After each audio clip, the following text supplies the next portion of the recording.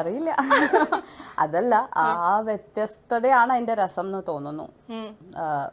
ഞാൻ പറയുന്നത് ബിജുവേട്ടൻ കേൾക്കില്ല, ബിജുവേട്ടൻ പറയണത് ഞാനും കേൾക്കില്ല. അപ്പൊ അത് നല്ല ഉറപ്പായത് കൊണ്ട് ഞങ്ങൾ അങ്ങോട്ട് ഒന്നും പറയാറില്ല. പക്ഷെ എനിക്ക് ബിജുവേട്ടനെ പോലെ ആവാൻ പറ്റില്ല. അത്രയും കൂളാവാൻ എനിക്ക് ചിലപ്പോൾ സമയത്ത് ഞാൻ വിചാരിക്കും ഇത്രയും ഒക്കെ യോഗ ചെയ്താലും ഇതൊക്കെ ആയാലും ചില സമയത്ത് പറ്റില്ല. പക്ഷെ ചില സമയത്ത് ഈക്വലി ഇറിറ്റേറ്റിംഗ് ആണ്, അല്ലാന്ന് ഞാൻ പറയുന്നില്ല.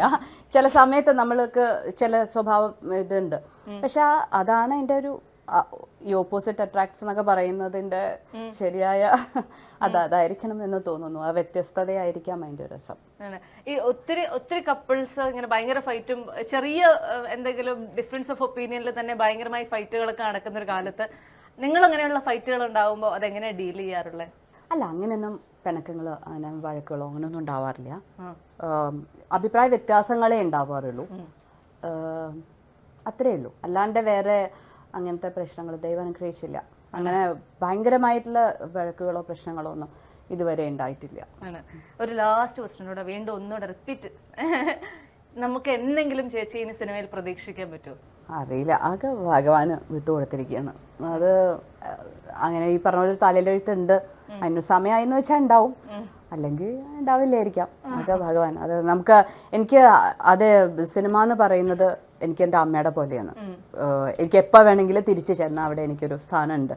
ചേച്ചിയുടെ എനിക്കറിയില്ല സത്യമാണോ, ഞാൻ ചില കഥകളൊക്കെ കേട്ടേക്കണേ പറയട്ടെ. അതായത് ചേച്ചി മണിരത്നം സിനിമ, അതുപോലെ പല സൂപ്പർ ഹിറ്റ് നായകന്മാരുടെയും പല സിനിമകളും കല്യാണം, കുടുംബം എന്നൊക്കെ വിചാരിച്ച് വേണ്ടെന്ന് വെച്ചിട്ടുണ്ട് എന്നുള്ളത് അത് സത്യമാണോ ചേച്ചി? അങ്ങനെ ഉണ്ട്.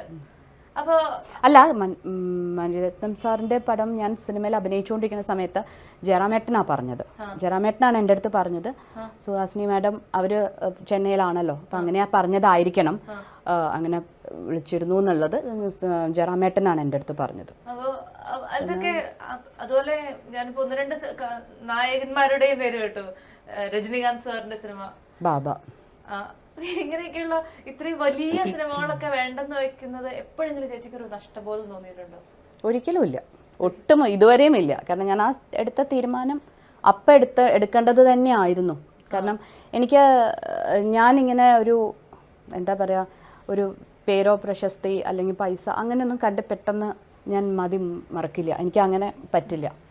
എനിക്ക് എൻ്റെ ഉള്ളിൽ ചില വാല്യൂസും ചില എത്തിക്സും ഉണ്ട്, അതിൽ ഞാൻ പിടിച്ചു വെക്കും. അത് ചിലപ്പോൾ ഒരു ചീത്ത സ്വഭാവമായിരിക്കാം, പക്ഷേ ചിലപ്പോൾ അത് എനിക്ക് തോന്നും അതിൽ ഞാൻ ഓക്കെയാണ്.